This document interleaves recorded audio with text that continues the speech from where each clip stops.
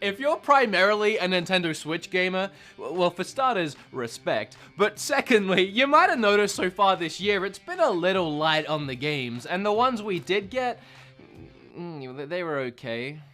Although that's not exclusively a Nintendo Switch problem. So far this year, almost every game I've been excited for ended up, well, being like Anthem.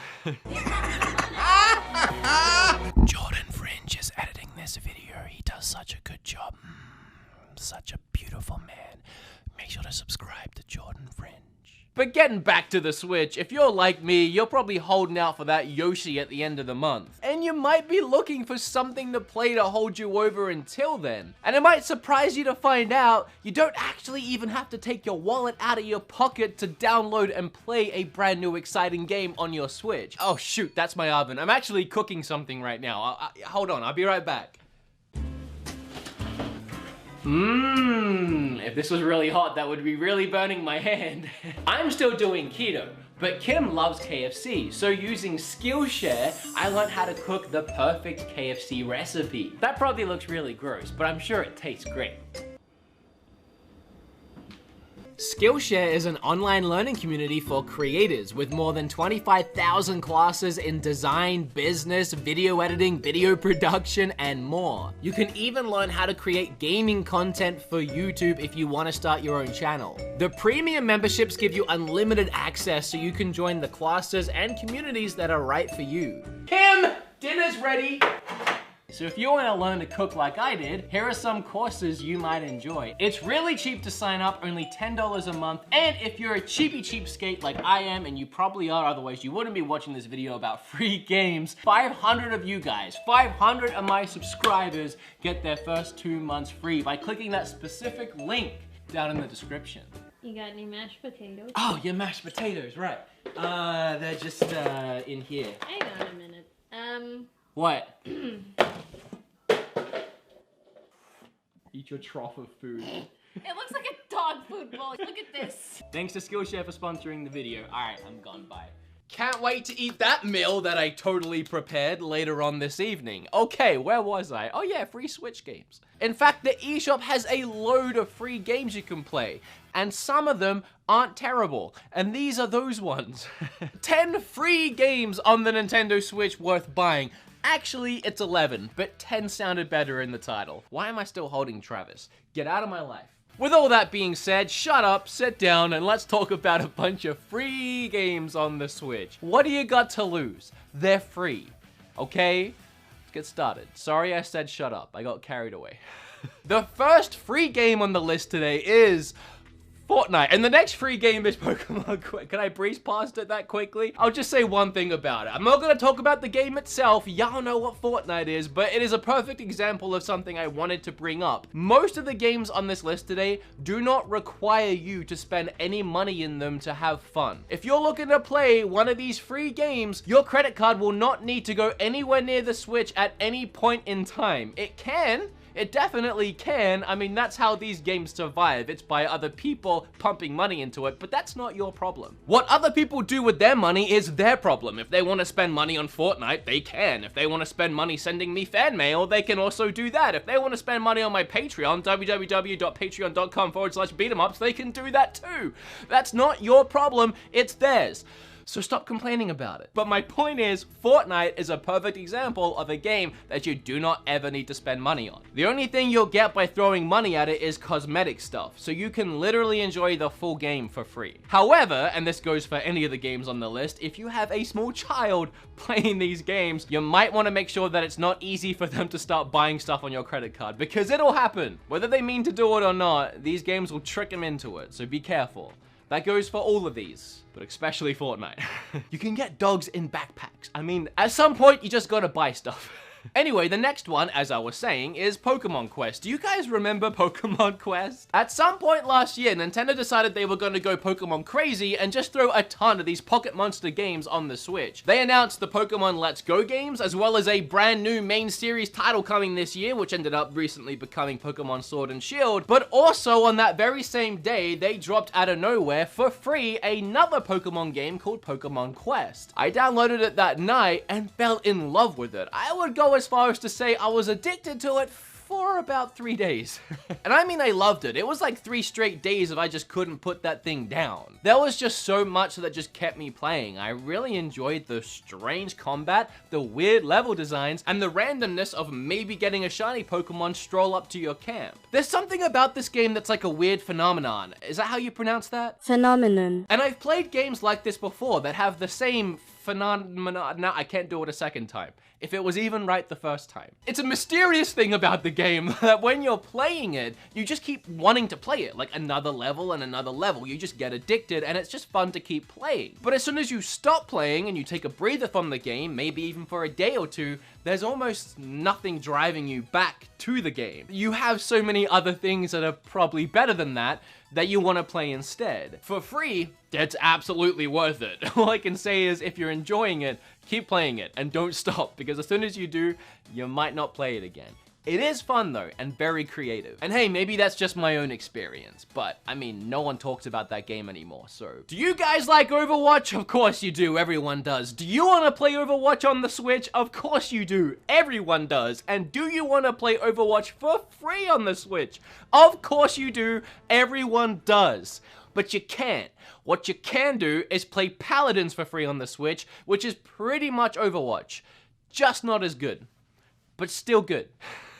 No, in all seriousness, Paladins is a really, really fun game. You can actually buy the game for 30 bucks and you'll unlock all the characters and just everything that goes along with it, or you can just download it for free, have a few characters, and as you play, you unlock more. If you haven't played Paladins before, or Overwatch before, or a game like this before, this is the easiest way I can explain it. Assuming you've played a MOBA before, like League of Legends or Dota, and then you wrap it all in a very bright, bubbly, and cartoony skin with over-the-top, crazy, wacky characters, and you have a first-person shooter with a ton of different abilities and an ultimate ability that looks really cool and it's really fun to play. And unlike Pokemon Quest, this is a game you'll keep coming back to, assuming you enjoy it, which I do. It's easy to pick up and play a few rounds whenever you want, and it's always a fun time. It's the kind of game where even if your team is losing, you can still have fun. Of course, if you keep losing, it becomes not fun pretty quick, but you can still have fun. Oh, and while we're on the subject of MOBAs, I may as well talk about the next 2 games, the first of which being Smite. Now, recently I made an entire video about Smite because I really like the game, and I actually really like how that video turned out.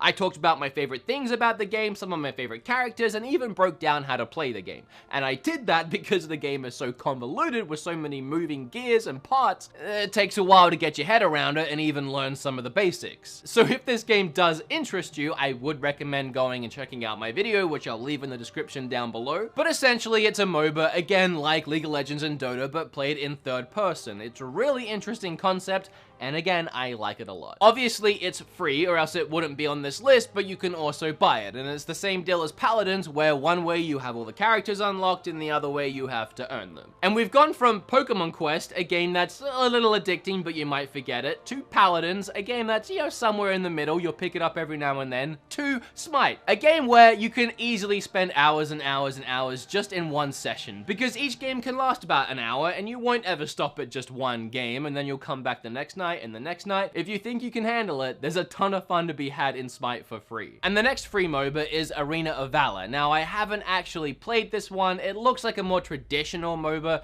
again, like the 2 that I keep mentioning, Dota and League of Legends, where it's more akin to a top-down strategy style game. And if you're into the more classic style MOBAs, Arena of Valor might be better for you than Smite. But what would I know because I haven't played it? I just heard a lot of really great things, and it's free.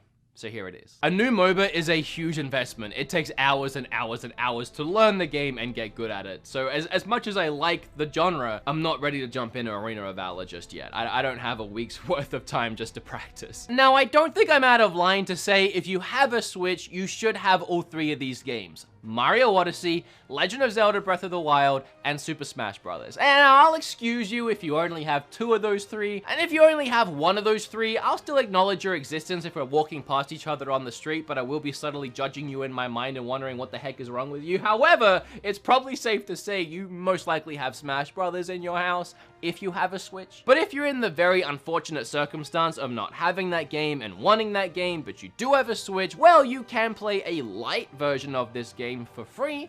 and that game's called Brawlhalla. And if you haven't seen this game before, I really don't have to describe it all that much because it's literally Smash Brothers. It's a Smash Brothers clone. Maybe hardcore Brawlhalla fans will fight me on that and point out all the subtle differences, but I played it. It's Smash Brothers. It wants to be Smash Brothers. It has its own personality for sure. It's a not as good Smash Brothers game, but it's free and it is good. I don't want to take that away from it. If Smash Brothers was never a thing and just Brawlhalla was, it would be a hit for sure. It's just Smash Brothers is a thing. Fallout Shelter is another perfect example of a free-to-play game that's just free-to-play and you don't have to put any money into it to enjoy it. Bethesda didn't care too much about making a ton of money off of it, so they made it just fun to play, and you can spend money on it. You can buy lunch boxes, which will unlock a bunch of things for your characters, like weapons, or even unlocking actual characters, but it's not necessary. And the game ended up being a huge hit. It exploded, and a ton of people did put money into it, so Bethesda kept supporting it. And it's no surprise that because this game was developed and built for a mobile phone, that it works really well on the Switch. Because the game still runs in the background like it used to on phones. You wouldn't have it open all the time, you'd be texting or playing other games, or you just wouldn't be using your phone. But meanwhile, the game is still active. But it feels like a live 24/7 living, breathing ecosystem. You start with a very small ragtag group of survivors, and you start to build a colony around them, layers and layers deep into the ground. And again, this is just a fun, free game to play in between playing other games. Whenever you're done with that 5-hour Final Fantasy IX session and you're about to log off and go to bed, you can quickly check on your Fallout Shelter and see how your survivors are doing. Make sure they're fed, make sure they have water, make sure none of them have died, and then go to sleep, wake up in the morning, and check on them again. Or forget about the game completely for 3 months and then sign back in and find out that everyone is dead and you got game over. I don't know if it works that way. We could find out.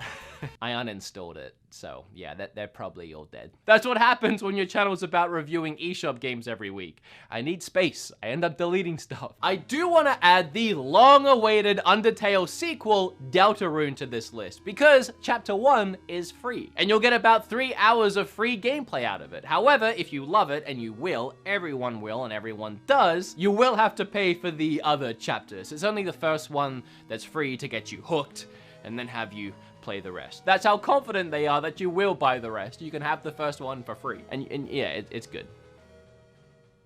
Obviously. The next free game blows my freaking mind, and that's Warframe. I made an entire video about this game. You can watch it down below if you want to find out all the reasons why it's so insane. But to summarize it, I still don't know how this game is on the Switch. It is such a huge, expansive, gorgeous looking game. It's one of those games that when you see it running on the Switch, it feels like a dream. Warframe is actually a teeny tiny little bit like Anthem, in the sense of you have like these Iron Man suits that have these crazy special abilities, and you kill a bunch of enemies. It's pretty much where the similarities finish, I guess. However, Warframe does have some really expansive open world areas where you can fly around. And that is a lot like Anthem. And again, it's these areas in particular that just blow my mind when I'm playing it handheld in bed on my Switch. And not only does it look absolutely gorgeous with all these different lighting effects hitting me straight in the face, but I'm literally flying around huge open areas and just landing and killing enemies and going on my way. Now, some have argued if you really want to level up quickly and get access to the good weapons and the good stuff in the game, you will have to pump some of your own money into it. However, I don't feel that way. I really don't. And the developers are actually proud of the fact that this is a balanced free-to-play experience, meaning if you don't want to spend money on it, you don't have to. It's not a necessity. You can do and acquire everything in the game for free. But I played this game for hours and I never felt the need to buy anything. Maybe if I was diving into some of the PvP stuff, which I never actually ended up doing, I might be more encouraged to spend some money, but just going through the campaign and completing it at my own pace, I had a lot of fun for free. And if this is a game that piques your interest, I have a video about it, again, down below. The last 2 free games are actually like way more than 2 games technically, but you also kind of have to pay for it, but they are free. What do I mean by that? Well, to access any of the games I'm about to talk about, you do have to buy the Nintendo Online service, which is $20 a year, so really not that bad at all. Or if you do it monthly, I think it's like $3 or $4 a month. A really, really cheap online service, and if you think about it, you kind of need it anyway to play online. Like if you want to play Smash online, or Splatoon online, or Mario Kart, or really just anything. So once you have it, here are the free games you can play. The first one being the multiple of ones, which is the Nintendo Online service itself, will give you access to a load of classic NES games. And I'm sure, as we're all aware by now, because I'm really late to the news, Nintendo also just announced that Super Nintendo games, Game Boy Advance games, and GameCube games are coming to this service later this month. Nope, I'm lying. Sorry to get your hopes up. Remember to smash that like button. I really do want that to happen, but yeah, I was lying, sorry. We do have NES games though. There are some good ones on there. There are some bad ones on there, but they're all free. And you might have guessed it, but my favorite free game on Switch, Tetris 99. I love this game, man. It's just Tetris. Like, Tetris has always been fun, but with the added excitement of playing against 98 other players at the same time, competing to be #1 in what is by far the best battle royale game anyone has ever made, it just makes this game priceless, and it's free. What a combo. Every time I make one of these list videos, I blow myself away with the quality of games that are on the Switch. Like when I make my eShop videos every month or so, I'm like, how are there 10 more great games to go out and buy? And when I had the idea to look at how many great free games were on the Switch, I was amazed that I managed to get 10 so easily. We recently celebrated the 2-year anniversary of the Switch, and I cannot believe how far this system has come. From all its amazing free games to just the eShop in general, and then the insane physical library that's building up at a game store near you. I've said it before and I'll say it again, I adore Nintendo and I adore this stupid little system so much. As always, if you like this video, remember to like it. If you learned a little something, make sure you hit flip all over that subscribe button. I have a load of other social medias I never promote, so please check the links down below. There's everything from Twitter to even a subreddit, which I started recently. Discord. Does Patreon count? Because that's down there. And I would just love if you became more active within my community. It would mean the world to me. Oh.